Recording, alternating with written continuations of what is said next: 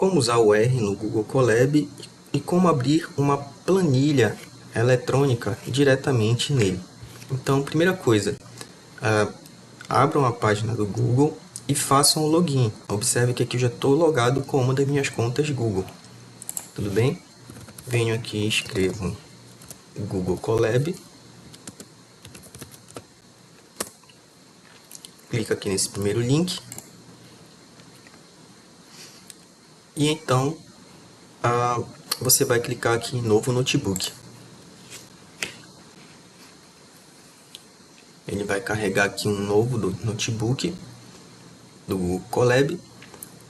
E por padrão, esse notebook ele vem configurado para rodar Python. Então a primeira coisa que nós vamos fazer é que em editar, mudar o ambiente de execução. Então, editar, configurações de notebook e mudo aqui de Python 3 para R. Salvei. A partir daqui, cada linha de código dessa aqui, ou célula, eu posso usar como se eu estivesse usando o R base ou o RStudio normalmente. A primeira vez que nós rodarmos, ele vai demorar um pouquinho, mas bem pouquinho mesmo, e depois disso ele vai rodar normalmente. Tá? Posso, por exemplo, inserir aqui um texto, ele vai passar para a próxima célula, eu posso jogar essa célula lá para cima ou para baixo, tá? Normalmente. Tudo bem?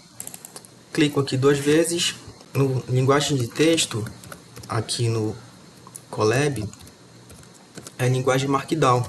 Então, por exemplo, ele entende aqui o hashtag como seção, 2 hashtags como subseção, e assim por diante.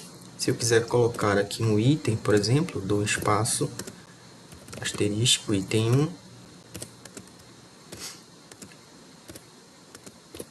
asterisco, item 2, e assim por diante.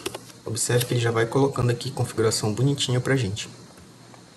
Se eu precisar usar alguma forma, né, ele entende aqui as letras gregas, por exemplo, barra mu para mi, né, barra sigma, e assim por diante. Eu posso fazer as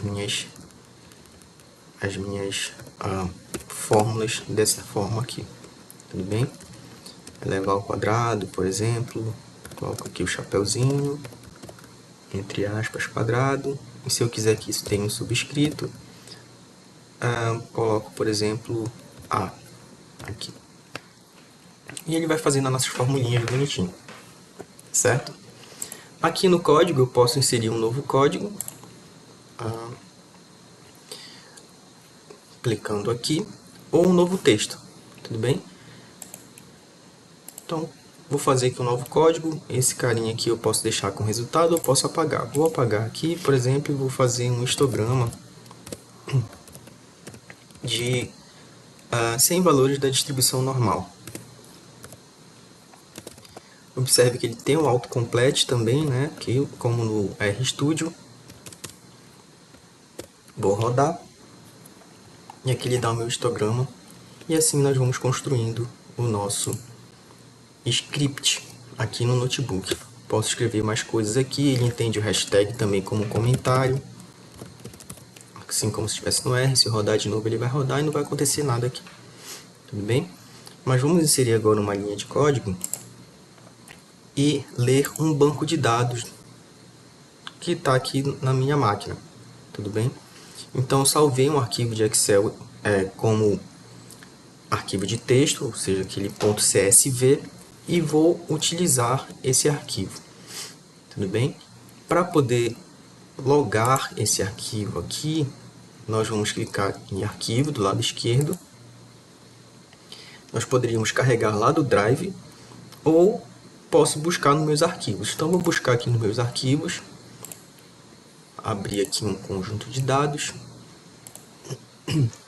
e aqui ficou logado esse meu banco de dados que está numa planilha de .csv. Posso clicar com o lado direito, ou clicar aqui nos 3 pontinhos, e vou copiar o caminho desse arquivo.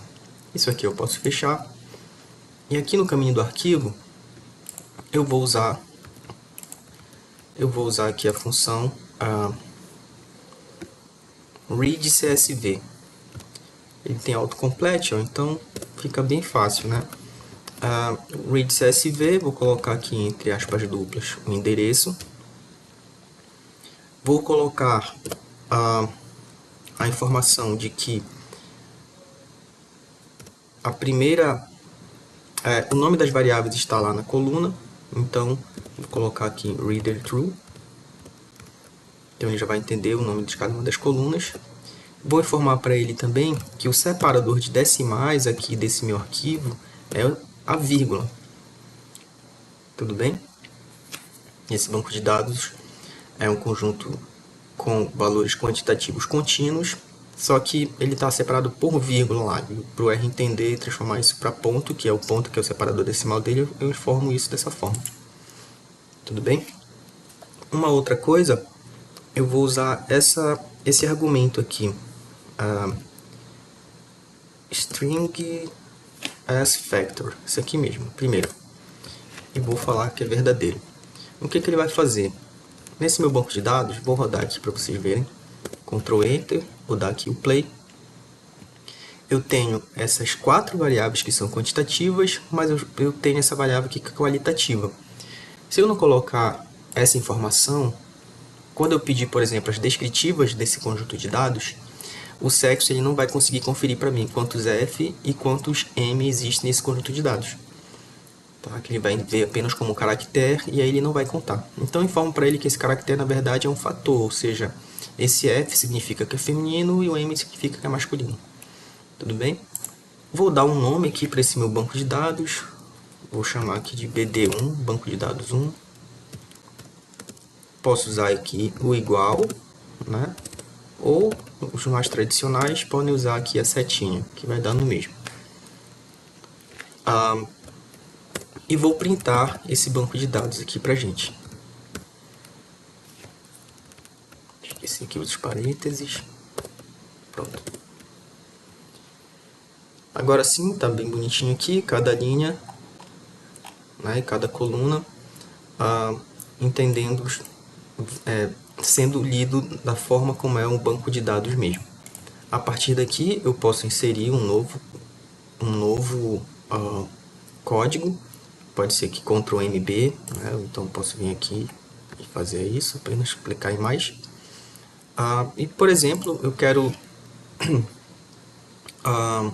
um resumo das estatísticas descritivas desse conjunto de dados. Então, summary BD1, dou um Ctrl Enter, e aqui ele traz todas as descritivas para essas variáveis.